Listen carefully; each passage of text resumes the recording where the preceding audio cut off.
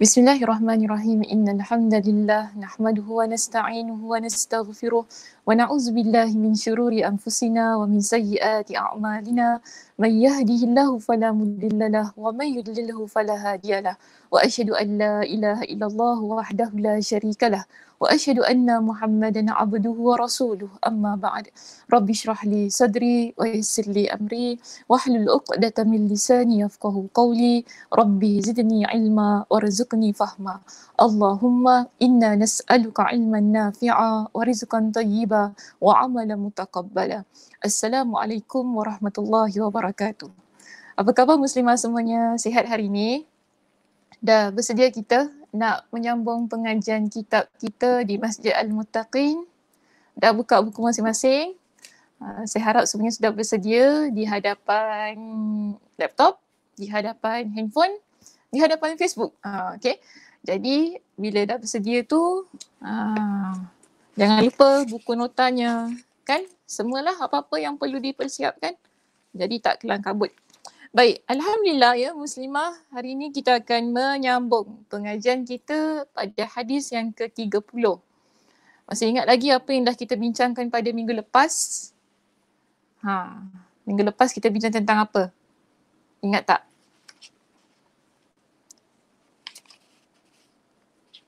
Tulislah kat bawah tu, siapa ingat?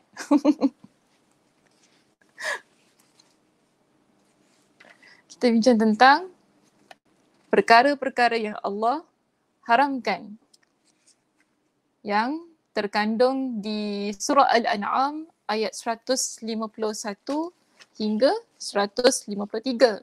Jadi hari ini kita akan menyambung perbincangan tersebut. Sebab jangan lupa dalam hadis ini kita ada membincangkan tentang perkara-perkara yang Allah haramkan. Iaitu pada sabda Nabi SAW, wa harrama asya'a fala tantahikuha. Iaitu Allah juga mengharamkan beberapa perkara, maka janganlah kalian melanggarnya. Jadi kita masih lagi membincangkan tentang sabda Nabi SAW itu tadi. Okay, so bila kita bincangkan ayat tersebut, sabda Nabi itu tadi, kita bawakan contohnya di sini. Sebagaimana Imam Ibn Rajab Al-Hanbali rahimahullah didatangkan dengan satu contoh daripada surah Al-An'am ayat 151 hingga 153. Jadi pada minggu-minggu yang lalu, saya dah sentuh dua perkara yang Allah Subhanahu Wa Taala haramkan pada ayat 151, kan? Iaitu di mana Nabi SAW menyebutkan yang diperintahkan oleh Allah Subhanahu Wa Taala dalam ayat ini. Kalau boleh kita lihat muka surat 280. Saya masih lagi nak membincangkan ayat tersebut. Kita belum habiskan lagi perbincangannya. Okey, boleh buka muka surat 280. Di bawah sekali tu kan kita ada ayat Al-Quran berkenaan dengan perkara-perkara yang Allah haramkan. Maknanya masih lagi pada muka surat yang sama. Okey, masih lagi pada muka surat yang sama. Iaitu saya baca sekali lagi seperti firman Allah Subhanahu Wa Taala, qul ta'alau atlu ma harrama rabbukum alaikum alla tusyriku bihi syai'a. Katakanlah wahai Muhammad, marilah aku bacakan apa yang diharamkan Tuhan kepada kalian. Apa yang diharamkan Allah kepada kita. Pertama, kita dah bincangkan berkenaan dengan Allah pesan kepada kita, jangan kalian menyekutukan Allah dengan sesuatu pun. Okey, jangan kalian menyekutukan Allah dengan sesuatu apapun. Pertama.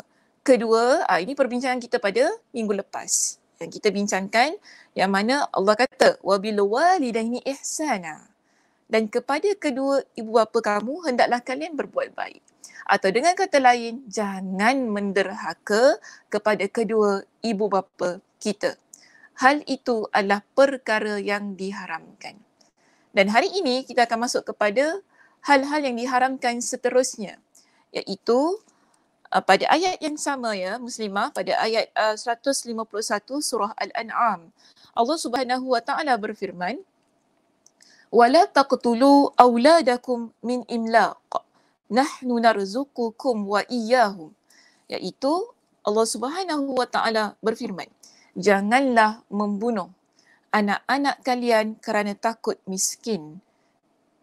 kamilah yang memberi rezeki kepada kalian dan kepada mereka. Larangan membunuh anak. Kan, perkara yang ketiga. Sebab apa? Sebelum Nabi SAW diutuskan sebagai Rasul, perkara ini banyak berlaku di kalangan masyarakat jahiliah, iaitu mereka membunuh anak-anak mereka kerana takut kemiskinan. Kalau kita rujuk dalam kitab tafsir Ibn Kathir, dijelaskan kepada kita bahawa mereka dahulu membunuh anak-anak mereka sebagaimana syaitan memujuk mereka untuk melakukannya. Jadi pada masa itu mereka bunuh anak mereka. Dan selalu kita dengar kan bahawasanya pembunuhan itu berlaku kepada anak perempuan, tapi tidak begitu. Ada juga di kalangan mereka yang membunuh anak lelaki. Jadi hal itu berlaku secara umum. Tak kira sama ada anak perempuan ataupun anak lelaki, mereka membunuh anak-anak mereka kerana apa? Takut kemiskinan. Jadi disebutkan ya di dalam kitab tafsir Ibn Kathir, dijelaskan bahawasanya mereka membunuh anak-anak perempuan kerana takut aib. Kalau mereka bunuh anak perempuan, selalunya kerana mereka takut berlakunya keaiban. Takut malulah, takut malu. Takut mungkin anak tu tak menjadi wanita yang baik, kan? Kemudian anak tu mungkin memberikan menjadi wanita pelacur ke apa dan sebagainya. So mereka bimbang hal itu berlaku, lalu mereka tak nak kalau anak perempuan menconteng arang ke wajah mereka. Jadi sebelum anak itu besar, lebih baik kita bunuh. Ini perkara yang kebiasaannya berlaku pada zaman sebelum Nabi SAW diutuskan. Kemudian mereka mungkin mereka membunuh sebahagian anak-anak lelaki kerana takut miskin. Okey, kerana takut miskin. So, mereka kalau mereka bunuh anak lelaki ni sebab bimbanglah kerana untuk mengeluarkan harta benda untuk menanggung mereka dan sebagainya. So, bila Nabi SAW diutuskan sebagai Rasul dan Nabi dan Rasul, maka di sini Allah Subhanahu Wa Taala menurunkan ayat ini supaya memberi peringatan kepada masyarakat Islam, kepada penganut agama Islam agar berhati-hati. Jangan buat perkara tersebut, iaitu membunuh anak-anak mereka kerana takutkan kemiskinan. Takut miskin, lalu mereka mereka tidak yakin dengan rezeki yang Allah Subhanahu Wa Taala berikan. Okey, baik. Seterusnya pada ayat yang berikutnya, pada ayat yang sama, Allah Subhanahu Wa Taala juga menyebutkan. Bagi saya ini adalah perkara yang 1, 2, 3, 4. Perkara yang keempat. Okey. Allah pesan kepada kita, wala taqrabul fawahisha ma zahara minha wa ma batan. Jangan kalian dekati perkara-perkara yang keji, sama ada ianya adalah perkara yang zahir ataupun yang batin. Perkara keji ni apa maknanya, muslimah? Perbuatan-perbuatan yang jahat lah. Perbuatan-perbuatan yang jahat. Boleh kita kata perbuatan zina, kan? Antaranya perbuatan zina lah. Jangan kita dekati perkara itu. Sebab tu ada dalam ayat yang lain, Allah Subhanahu Wa Taala berfirman, wala taqrabuz zina innahu kana fahishatan wa sa'a sabila. Jangan kalian dekati perbuatan-perbuatan zina kerana ia merupakan perkara yang fahisha. Fahisha ni maksud perkara yang keji dan juga hal-hal yang menyebabkan kalian masuk kepada jalan-jalan yang jahat. Masuk kepada jalan-jalan yang jahat. Jadi di sini kita kena faham bahawasanya bila Allah kata jangan dekati perbuatan-perbuatan yang keji itu tadi, sama ada zahir ataupun batin, kita tak boleh kata, oh tak apalah, biar kalau orang tak nampak kita boleh buat. Jangan kata sedemikian. Di sini kalau Allah kata zahir dan batin, bermakna tak kira sama ada orang nampak ataupun orang tak nampak. Kedua-dua situasi tadi perlu kita jaga diri kita agar tidak terjerumus kepada perbuatan-perbuatan keji. Jadi ada dua situasi yang perlu kita perhatikan. Satu, kebiasaannya kita muslimah, kita kalau di hadapan orang lain, kita akan jaga diri kita kerana apa? Kita tahu orang nampak. Kan? Kalau di hadapan orang lain, orang nampaklah kita malu, kita tak akan buat perkara-perkara yang jahat di hadapan orang lain kerana dilihat oleh orang di sekitar kita. Tapi Allah sebut di sini wama batan. Okey, wama batan, dan juga yang batin. Yang batin maksudnya kalau orang tak nampak, bagaimana keadaan kita? Adakah kita akan terus melakukan perbuatan keji itu? Sebab tadi kan depan orang nampak, kita tak buat lah. Sebab kita malu nanti orang nampak, orang kata kita jahat kan. Tapi bila kita di belakang orang lain, maknanya di dalam situasi yang orang lain tidak mengetahui, mungkin kita dalam keadaan yang sendirian, bagaimana situasi kita? Adakah kita melakukan perbuatan-perbuatan yang keji? Maaf kalau saya nak bagi contoh di sini, ni bulan puasa ni. Maaf saya bagi contoh di sini. Di hadapan orang, mungkin kita ni tak berbuat zina. Tapi bagaimana kita di belakang orang lain? Mungkin kita berada dalam keadaan yang melakukan zina. Bagaimana? Mungkin kita melihat, kita menonton kan video-video yang tak baik lah. Ini kita panggil sebagai batin kita. Sesuatu yang berada di belakang, backstage, belakang tabir. Apa kita buat? Adakah kita menonton video-video yang tak baik? Video-video tak baik ni maksudnya video-video pornografi ke apa kan? So itu kena jagalah. Sebab ramai antara kita yang melakukan sedemikian. So saya kena cakap jugalah. Kadang-kadang orang tak tahu, orang tak nampak. Sebab kita takkanlah nak pergi lihat video tu di hadapan orang ramai kan. Tapi di belakang orang yang dalam keadaan kita sendirian, bagaimana? Adakah kita mendedahkan diri kita dengan perkara-perkara yang sedemikian? Maka ini juga perlu diperhatikan. Kerana haram tetap haram ya muslimah. Kalau ia dah haram, ia tetap haram. Tak boleh untuk kita lakukan. Okey? Baik, seterusnya di sini apa kata Allah pada ayat 151? Wala taqtulun nafsal lati harramallahu illa bil haqqi. Dzalikum wassaakum bihi la'allakum ta'qilun.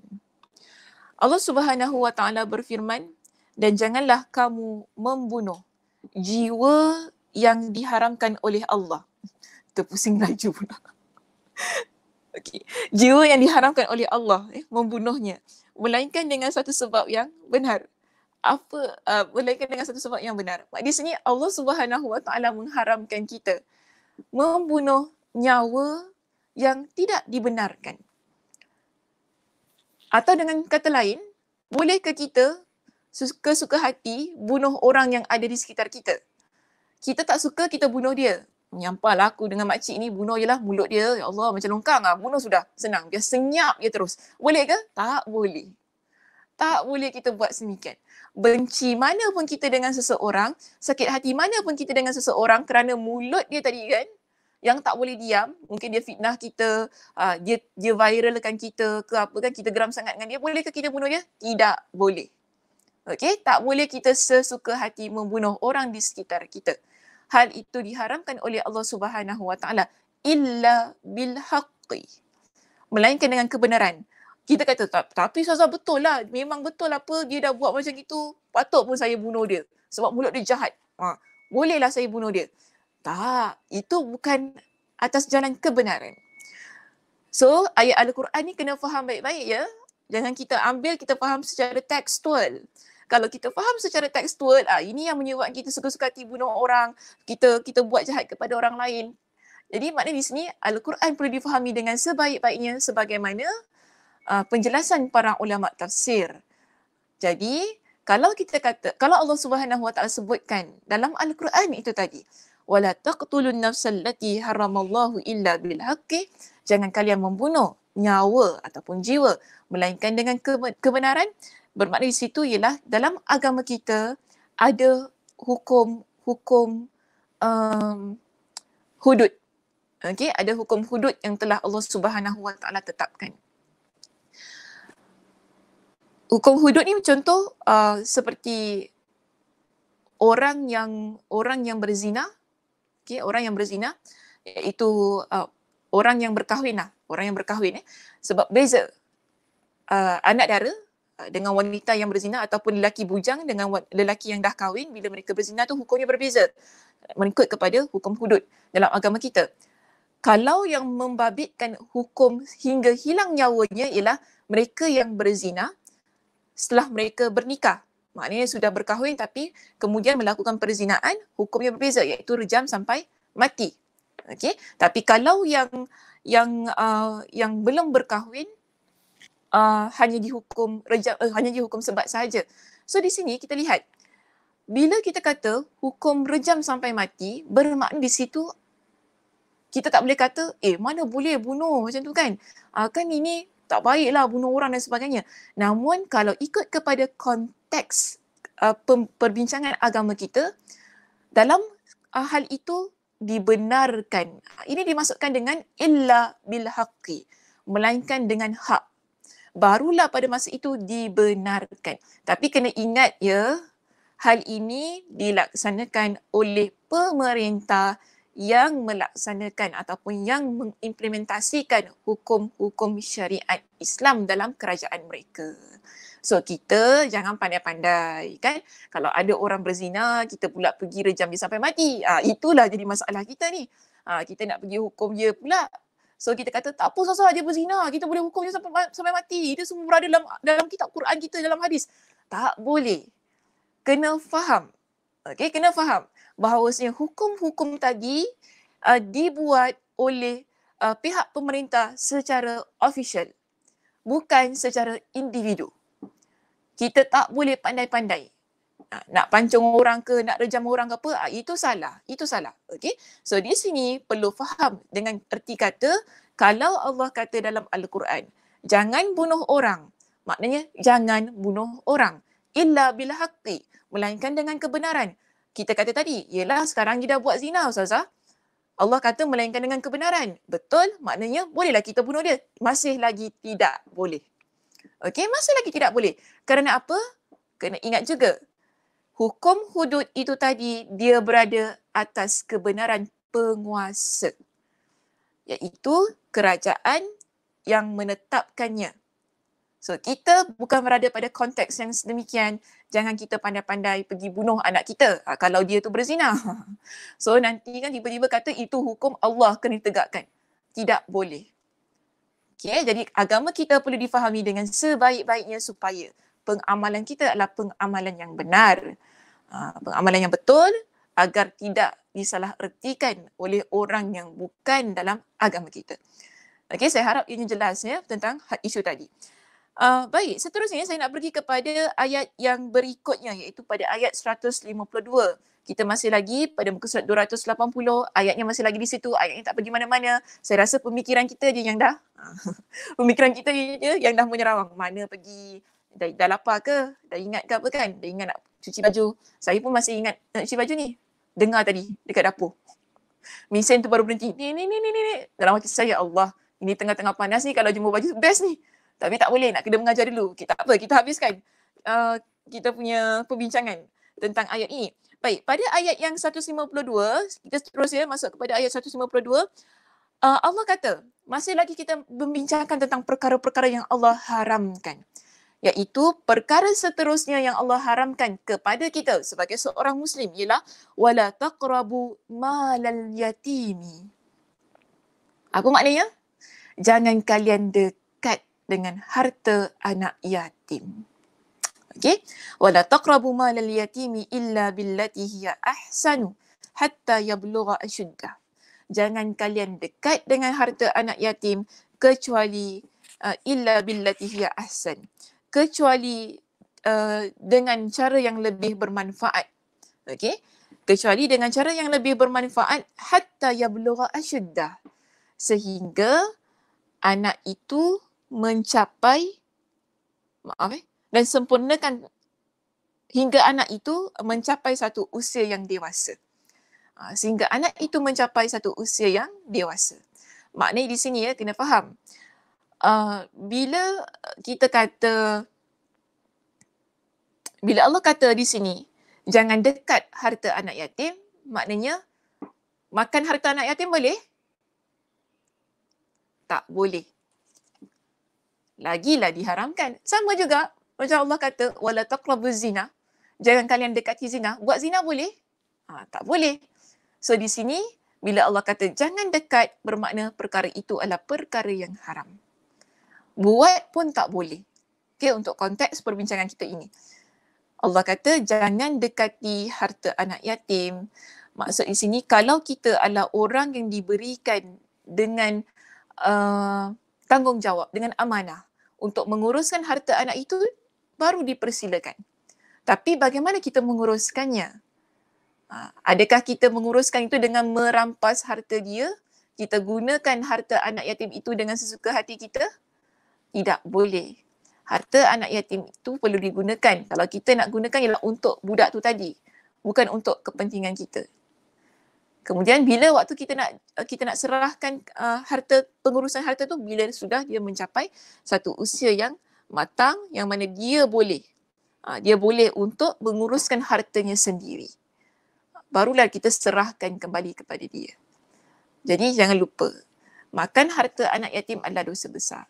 Jangan kerana dia sudah tidak ada orang yang nak uruskan dia dan mungkinlah ayahnya meninggalkan harta yang banyak.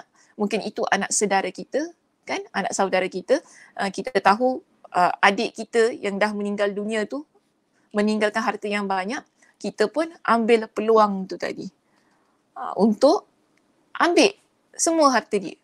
Mungkin nak kata tak apa, pakcik jaga dulu harta ni. Nanti dah besar pakcik bagi. Dah besar tiba-tiba habis harta tu. Tak ada satu sen pun dekat dia. Sebab apa? Kita dah guna. So ini perkara yang Allah haramkan. Dalam Al-Quran Allah sebutkan, bukan saya sebut ya, dalam Al-Quran Allah dah sebutkan. So bermakna di situ kena hati-hati. Kalau kita adalah orang yang diberikan amanah untuk menjaga harta anak yatim, jaga sebaik-baiknya. Tak boleh kita sesuka hati ambil dan guna ikut untuk kepentingan diri kita. Baik, seterusnya ya, di situ ada perkara lain yang Allah Subhanahu wa taala haramkan. Wa auful kaila wal mizana bil qisti. Dan Allah kata apa? Sempurnakanlah takaran dan timbangan dengan adil. Ini lebih bersesuaian untuk konteks orang yang peniaga. Mereka yang digelar sebagai peniaga. So, di sini ada larangannya kepada orang yang berniaga, kan? Kalau kita ni berniaga, kita menimbang sesuatu ataupun kita ukur sesuatu ke apa, kan? Jangan kita kurangkan. Kalau kita jual kain contohnya, bila kita ukur kain tu, kalau orang minta 2 meter, bagi 2 meter. Kalau lebih tak apa, kalau kurang jangan. Okay? Kalau contoh kita berniaga, orang minta udang 1 kilo, timbang 1 kilo. Jangan pula kita tiba-tiba kita kurangkan daripada 1 kilo tu tadi. Lebih tak apa. Lebih tak apa. Tapi jangan kita kurangkan. Maka hal ini perlu, sebab tu Allah kata perlu disempurnakan. Sebab ia berkait rapat dengan amanah. Okay, berkait rapat dengan amanah. Kepercayaan yang orang berikan kepada kita. Jujur ke tidak kita ni dengan pekerjaan yang kita lakukan. So di situ bila kita buat hal-hal yang sedemikian, bermakna kita ni dah melakukan satu bentuk pembohongan. Kita dah bohong, kita dah buat perkara-perkara yang mana kalau diketahui pastilah orang dah tak pergi lagi dah kedai kita. Jadi ni kena hati-hati bagi peniaga. Bagi peniaga ketika mereka berniaga dan melakukan timbangan serta takaran tu tadi. Lalu Allah Subhanahu wa taala menyebutkan dalam ayat 152, la nukallifu nafsan illa wus'aha. Dan kami tidak membebani seseorang melainkan menurut kemampuannya. Setiap apa yang Allah Subhanahu wa taala takdirkan dalam hidup kita yang muslimah, ia adalah sesuatu yang kita mampu untuk hadapi, untuk kita tanggung. Sebab Allah tahu kita ni kita ni berada pada tahap yang mana. Sebab Allah yang ciptakan kita. Bila Allah Subhanahu wa taala ciptakan kita, Allah tahu kita punya kemampuan itu di mana. Okay? Dan kita ni boleh buat apa, kita tak boleh buat apa. Sebab itu Allah kata la nukallifu nafsan illa wus'aha. Tidak kami bebani seseorang tu melainkan dengan mengikut kepada kemampuan dia. Jadi kalau kita mampu buat satu perkara, kalau Allah Subhanahu wa taala tetapkan satu perkara pada diri kita, bermakna kita mampu untuk menghadapinya. Teruslah dalam keadaan menghadapi situasi itu dengan keadaan yang sabar. Terus, okey? InsyaAllah ada ganjaran pahala yang Allah Subhanahu Wa Taala tetapkan untuk diri kita. Baik, seterusnya di sini Allah Subhanahu Wa Taala juga ingatkan kepada kita, wa iza qultum fa'dilu walau kana dza qurba. Ada satu perkara lagi yang Allah pesan kepada kita. Kalau kita berbicara, kan, wa iza qultum fa'dilu. Kalau kita berbicara ataupun kita berkata, maka hendaklah kamu berlaku adil walaupun dia adalah kerabatmu. Okey, bila kita berbicara ini, maka berlaku adillah. Maksudnya dalam perbicaraan kita, jangan kita berat sebelah. Jangan kita lebihkan orang lain. Kalau kita tahu orang tu dah memang dia ada kelebihan-kelebihan dia, kan? Jangan kita bila kita berbual, kita rendahkan kelebihan dia. Itu bermakna kita tak berlaku adil. Kita tak letakkan satu perkara pada tempatnya. Contohnya, kalau orang itu dia tidak memiliki apa-apa kemampuan ataupun apa-apa kemahiran, ataupun dia memang tak pandai masak lah, kan? Dia memang tak pandai masak. So kita kata, dia pandai masak, itu betul ke tak betul? Tak betul. Tak betul. Kita tak juga berbohong. Kalau kita, janganlah tiba-tiba cakap, engkau memang tak pandai masak. Jangan cakap macam itu. Sakit hati orang tu. Tak boleh lah. Tapi gunalah bahasa yang lebih molek. Guna bahasa yang lebih cantik. Bukan dia tak pandai masak. Cuma mungkin dia belum ada kemahiran. Dia belum ada kemahiran. Maknanya sebenarnya memang tak pandai masak tu. Tapi bahasa kita lebih cantik. Lebih baik. Ini kita panggil sebagai bila kita berbicara dengan adil. Dan kalau orang itu dia tidak ada kemahiran tersebut, jangan kita angkat kan orang tadi kan, sampailah kita mengkaburi mata orang yang mendengar. Daripada ada kepada tak ada. Daripada dia memang tak pandai masak, kita kata dia pandai masak, dia bagus, dia gini, dia gitu, dia gini. Tapi tiba-tiba, tak pandai rupanya. Jadi ini kita panggil sebagai Allah haramkan kalau kita buat perkara itu. Kenapa? Sebab kita berbohong. Sebab kita berbohong. Dan perkara bohong ni adalah perkara yang memang tak dibenarkan dalam agama kita. Okey, tak dibenarkan dalam agama kita. Baik, seterusnya Allah Subhanahu Wa Taala juga memberikan pesanan kepada kita dalam ayat ini, wa bi ahdillahi aufu. Okey, wa bi ahdillahi aufu, dan penuhilah perjanjian Allah. Okey, Allah berfirman, penuhilah wasiat Allah yang aku wasiatkan kepadamu. Bagaimana kita nak penuhi wasiat Allah itu? Ialah dengan mentaati Allah dan meninggalkan segala larangan Allah. Itu yang Allah Subhanahu Wa Taala sebutkan. Jadi maknanya di sinilah bila kita kata kita berpegang teguh dengan wasiat Allah, jangan buat perkara-perkara yang Allah haramkan. Semua tadilah kan? Kalau saya nak ulang kembali apa dia? Pertama, Allah kata jangan mensyirikkan Allah. Okey, kita nak tutup ya perbincangan kita bagi ayat surah Al-An'am ayat 151 hingga 152. Allah kata, jangan mensyirikkan Allah, jangan menderhaka kepada kedua ibu bapa, kan? Kemudian jangan membunuh anak, jangan membunuh anak kalian kerana takutkan kemiskinan, kerana Allah yang memberi rezeki kepada kalian. Keempat, Allah kata kepada kita, jangan dekati perbuatan-perbuatan yang keji. Perbuatan-perbuatan yang keji sama ada zahir ataupun batin, iaitu perbuatan zina. Okay. Yang kelima, Allah kata kepada kita, jangan bunuh nyawa kecuali dengan hak. Maknanya kita tak boleh membunuh. Senanglah saya guna perkataan yang umum. Kita tak boleh membunuh orang lain. Tak boleh suka-suka hati membunuh. Baik, seterusnya yang keenam, Allah kata apa dalam ayat ini? Jangan makan harta anak yatim. Dalam ayat wala taqrabu mal yatim. Okay, jangan makan harta anak yatim. Sempurnakan timbangan dan takaran, iaitu bila kita menjadi seorang peniaga, jangan kita berbohong ketika kita menimbang, ataupun ketika kita berjual beli itu tadi. Kemudian Allah Subhanahu Wa Taala juga pesan, kalau kalian berkatalah dengan kata-kata yang adil walaupun dengan kaum kerabat. Okay, walaupun dengan kaum kerabat. Seterusnya Allah Subhanahu Wa Taala juga pesan di sini, jangan wa bi ahdillahi aufu, wa bi ahdillahi aufu, dan janji Allah itu hendaklah kalian pegang. Penuhi janji Allah dengan sebaik-baiknya.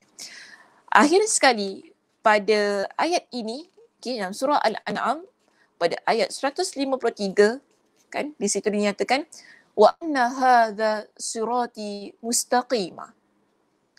Allah katakan pada ayat itu, sesungguhnya ini adalah jalanku yang lurus. Fattabi'uhu, maka ikutilah ia. Okey? Allah kata ini adalah jalan aku yang lurus, maka ikutilah ia. Wala tattabi'us subula, jangan kalian ikuti jalan-jalan yang lain. Yang mana fatafarraqa bikum an sabili, yang mana kalian akan yang mana kalau kalian ikut jalan-jalan yang lain itu tadi, ia akan mencerai-beraikan, fatafarraqa bikum, mencerai-beraikan kalian daripada jalan Allah. Kemudian Allah kata dzalikum wassaqum bihi la'allakum tattaqun. Itulah wasiat ataupun demikianlah dia memerintahkan kepada kalian, wasiat yang diberikan kepada kalian agar kalian bertakwa.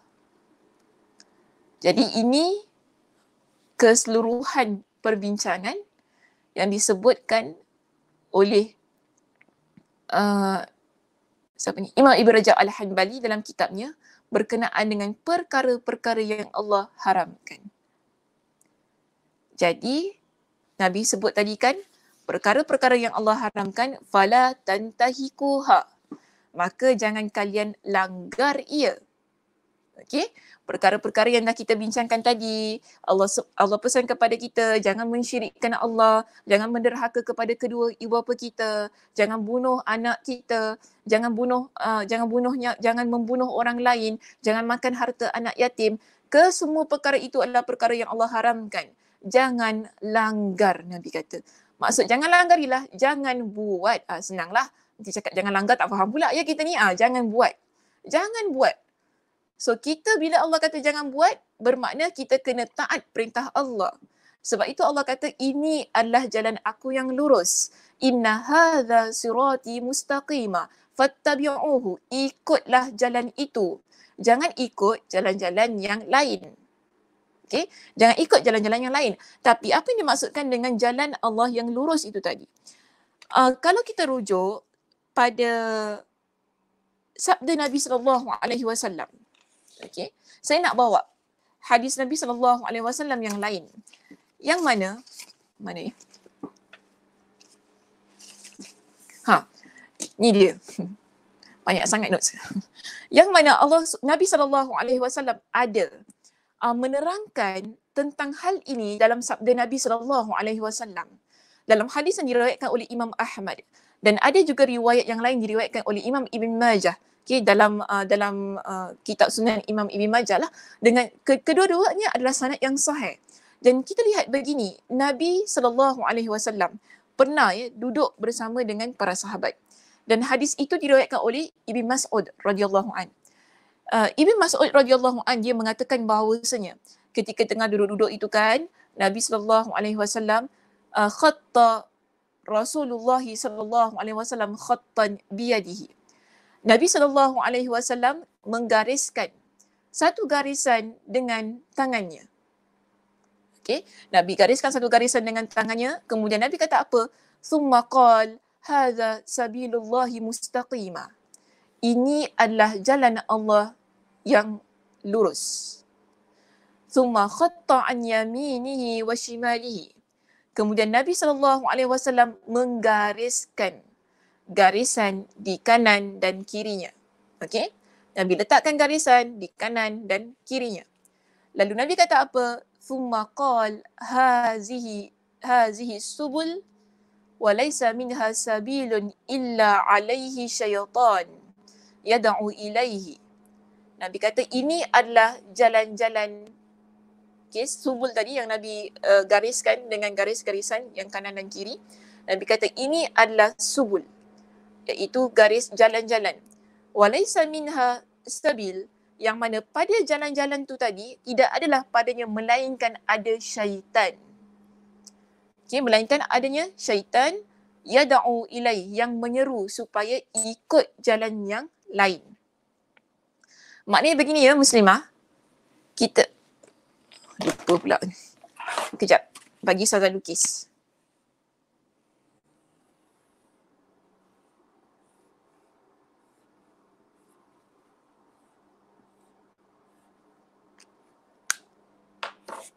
Okey. Mana tengok sini. Sini. Nabi SAW, Nabi lukis satu garisan. Okey. Nabi kata apa? Garisan ini adalah garisan yang lurus. Ada benda tu halang. Garisan ini adalah garisan yang lurus. Mana? Garisan ini adalah garisan yang lurus. Garisan yang lurus ni apa, muslimah? Ini adalah jalan Allah. Agama kita, agama Islam kita, syariat kita, hukum hakam yang Allah Subhanahu Wa Taala letakkan ada pada jalan yang lurus ini. Lalu Nabi SAW menggariskan garis-garis yang lain, iaitu di sini kanan dan kiri. Okey, kanan dan kiri. Nabi kata apa? Jalan kanan dan kiri ini dia adalah jalan-jalan lain yang mana ada syaitan pada setiap jalan itu yang menyeru kepadanya. Maksudnya sini, jalan ini dia akan bawa kita keluar daripada jalan kita yang lurus. Dia adalah syaitan ajak kita masuk kepada jalan ini supaya kita tak taat kepada Allah. Okey? Syaitan bawa kita pergi kepada jalan-jalan tersebut supaya kita keluar daripada jalan Allah yang lurus. Kita buat perkara-perkara yang Allah haramkan. Kita buat perkara-perkara kemaksiatan. Dan Nabi pesan kepada kita, jangan ikut jalan ini. Jangan ikut jalan kanan kiri ini. Ikutlah yang ini, yang tengah ini. Sebab itu adalah jalan kita yang selamat. Dan ketika Nabi SAW membacakan hadis itu tadi, di akhirnya Nabi baca surah Al-An'am ayat 153. Okey? Surah Al-An'am ayat 153. Apa kata Allah? Inna hadza sirati mustaqimah. Ini adalah jalanku yang lurus. Fattabi'uhu. Maka Allah pesan kepada kita, ikutilah jalan yang lurus itu tadi. Wala tattabi'us subul. Jangan kalian ikuti jalan-jalan. Okay, jangan ikut yang ini. Kerana apa? Fatafarraqa bikum an sabili. Jalan-jalan yang lain tersebut dia akan mencerai-beraikan kalian daripada jalan yang ada di tengah-tengah itu tadi. Okey? So, kita nak jadi hamba Allah yang buat perkara-perkara yang Allah perintahkan. Maka hendaklah kita berada pada jalan yang lurus tadi. Kita tak nak ikut jalan syaitan. Okey, kita tak nak ikut jalan syaitan. Jalan syaitan yang mana? Yang ada di kanan kiri. Yang banyak tu tadi. Kan? Yang akan memisahkan kita daripada jalan Allah. Bagaimana dengan kita melakukan perkara-perkara yang Allah haramkan? Bila kita buat perkara-perkara kemaksiatan, perkara-perkara yang Allah haramkan, sebab tu tadi Nabi kata apa dalam hadis kita? Fala tantahikuha. Jangan kalian langgar. Sebab bila kita langgar kan perkara-perkara itu tadi, maknanya kita buat, kita keluarkan diri kita daripada jalan Allah yang lurus. Kita tak nak sedemikian. Ibn Mas'ud radhiyallahu an ketika dia menjelaskan tentang hadis ini, tentang ayat ini, iaitu dalam sebuah riwayat disebutkan bahawasanya dalam riwayat Ibn Majah disebutkan bahawasanya ada orang yang bertanya kepada dia, Ibn Mas'ud tu kan, ada orang tanya kepada dia, apakah jalan yang lurus? Apakah yang dimaksudkan dengan jalan yang lurus? Kemudian dia kata begini, dia menjawab, Muhammad SAW, iaitu Nabi SAW meninggalkan kita di pangkal as-sirat. Nabi SAW tinggalkan kita berada pada ketika Nabi SAW wafat, Nabi dah tinggalkan kita dengan perkara-perkara yang baik, iaitu jalan yang lurus tu tadi. Kemudian dia kata, sedangkan hujungnya ada di syurga. Sementara di sebelah kanannya ada banyak jalan dan di sebelah kirinya pun ada banyak jalan. Nabi tinggalkan kita dengan jalan yang lurus, yang mana di hujung sini ada syurga.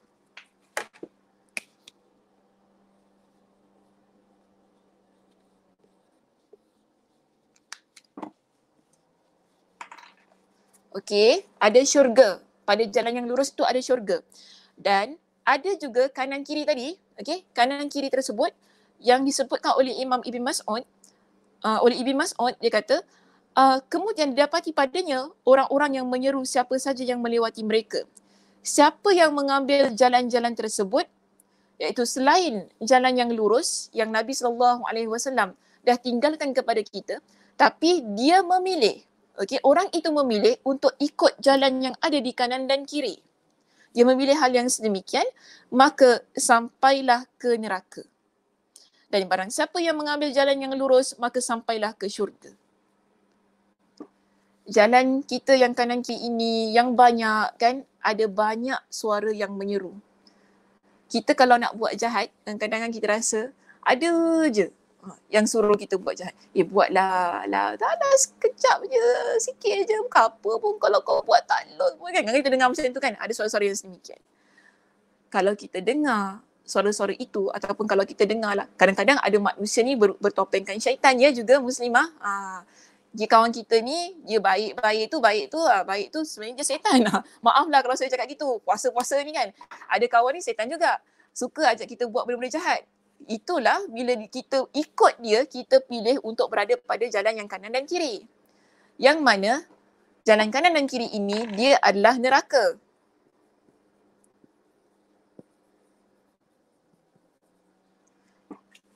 Jadi kita pilih, kita nak jalan yang mana? Dalam Al-Quran, dalam hadis Nabi SAW, Nabi dah pesan kepada kita. Allah juga dah tegaskan dalam ayatnya, surah Al-An'am ayat 153 tu tadi. Ikut jalan yang lurus. Bila kita ikut jalan yang lurus, bermakna kita memilih untuk ke syurga Allah. Tapi kalau kita pilih untuk berada di kanan kiri, jalan yang berada di kanan kiri itu tadi, bermakna kita memilih untuk masuk ke dalam neraka Allah. Tapi ada juga tapi je. Kita biasalah ya, muslimah, kita biasa. Tak seorang pun daripada kita yang terlepas daripada dosa. Betul? Tak seorang pun daripada kita yang terlepas daripada dosa. Kalau kita dah terkeluar daripada jalan yang lurus, balik semula, masukkan diri kita semula ke dalam jalan yang lurus tu tadi. Bila kita dah terkeluar tadi kan, mungkinlah kita ada buat dosa, kita ada buat perkara-perkara yang Allah haramkan. Bertaubatlah kepada Allah. Jangan biarkan diri kita terus-terusan berada pada jalan yang pelbagai itu tadi.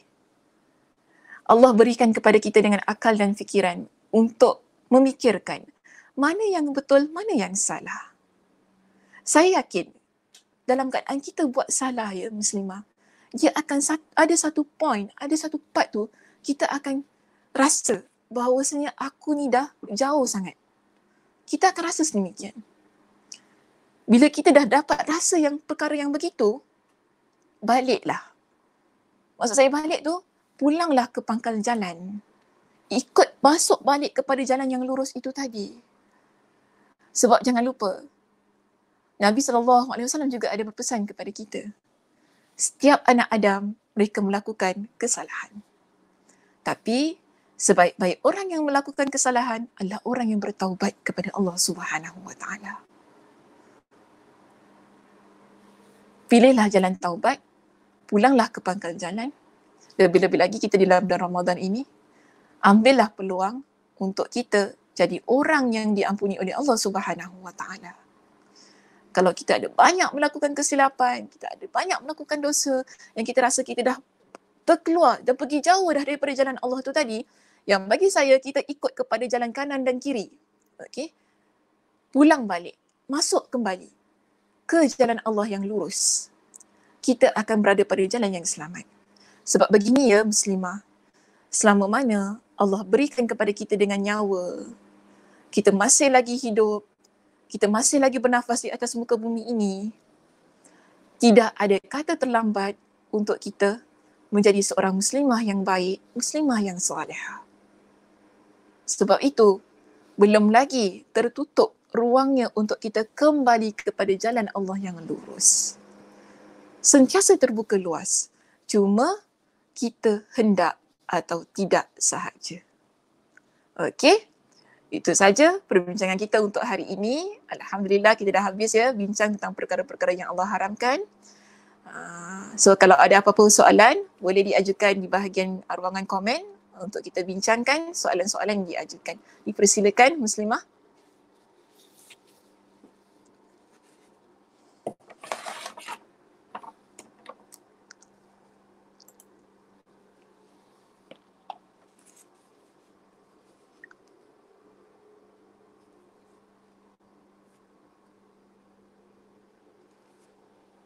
Ya, kalau ada apa-apa soalan, dipersilakan.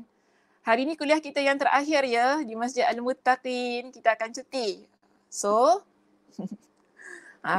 minggu depan tak ada kuliah. Sebab apa? Selamat Hari Raya kan? Selamat Hari Raya. So, saya pun nak cakap petang. Hari Raya esoknya, bukanlah kita kata nak pergi buat apa pun, tapi bagilah rehat kan. Bagilah mood raya tu ada. Jadi saya buka ruang untuk yang ingin bertanya di kuliah kita yang terakhir ini. Okey, dipersilakan.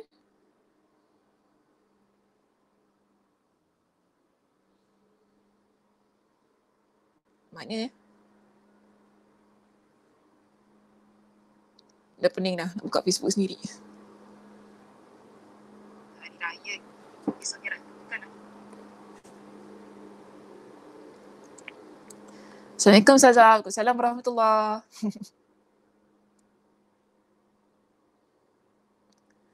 Ya.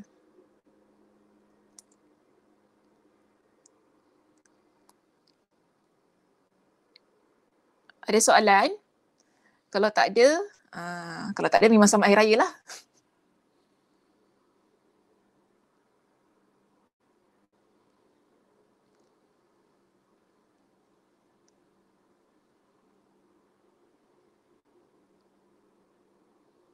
Ketidur lagi semua ni. Mana saya tak nampak pun muslimah-muslimah yang ikut saya dalam kuliah duha ni. Ni yang masalahnya ni kalau buat kelas online ni. Dia tahu kan benda ni nanti boleh tengok lagi. Dia tak datang tu kelas. Ni yang tak bestnya. Dia tak datang kelas, tak duduk. Tak apalah, nanti boleh play balik. So, tak cakap, tak buat benda lain dulu. Naughty semua, tak masuk kelas.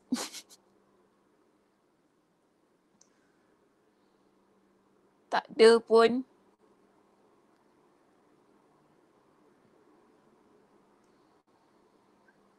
Okey, kalau tak ada tak apa. Admin, kita kita tutup saja. Saya pun nak jemur baju.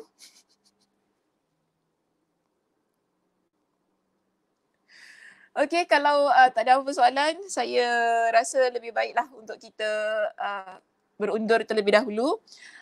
Jadi saya nak maklumkan kepada semua, hari ini adalah kuliah kita yang terakhir. Minggu depan tidak ada kuliah dan kita akan bersiaran semula pada 6 Jun. Okey, 6 Jun nanti, insya-Allah kita akan jumpa semulalah pada 6 Jun pada masa yang sama. Ada pula soalan bila nak habis ni. Ustazah, perempuan boleh takbir raya jika tidak ada lelaki dalam rumah? Boleh sahaja Kak Sarimah, dipersilakan untuk bertakbir. Nak bawa lagu Siti Nurhaliza pun boleh juga. Okey, boleh je untuk kita bertakbir. Kalau tidak ada orang lelaki di rumah. Dia tidak ada pengkhususan untuk lelaki saja. Tapi kalau ada orang lelaki, terbaiklah lelaki yang lead. Okey, lelaki lead. Macam kita beginilah, bila kita solat, kan? Bila solat tu, kalau ada orang lelaki, dia jadi imam. Dia baca doa. Takkan kita nak pergi jadi imam, kita pula baca doa. tak sesuai dengan keadaannya. Tapi kalau tak ada orang lelaki, tak apa saja. Untuk kita yang jadi imam, kita yang baca doa, ataupun kita yang baca takbir tadi. Okey? Tiba-tiba pula ada soalan. Orang dah nak usul Rahim. Saya jadi terencat dah tadi. Nak tutup. Tak adalah tu. Okey, tak apa. Ingat ya, kita akan mulakan kuliah kita pada 6 Jun, insya-Allah. Jadi, save the date. Nak cakap gitu ke? Jangan lupalah, nanti 6 Jun kita akan bersama kembali. So, kita akan cuti, tak salah saya selama 2 minggu. Saya harap mudah-mudahan pada masa Ramadan yang masih berbaki ni, kita sama-sama mengejar peluang-peluang yang ada untuk terus beramal ibadah dan beramal soleh. Dan mudah-mudahan Allah Subhanahu Wa Taala mengeluarkan kita daripada bulan Ramadan ini dalam keadaan sebagai seorang yang menang. Menang maksudnya lah kita bersih daripada sebarang dosa dan mendapat keridaan Allah Subhanahu Wa Taala. Nak cakap selamat hari raya boleh ke? Selamat hari raya. Macam tak kena lah kan? Tak apalah.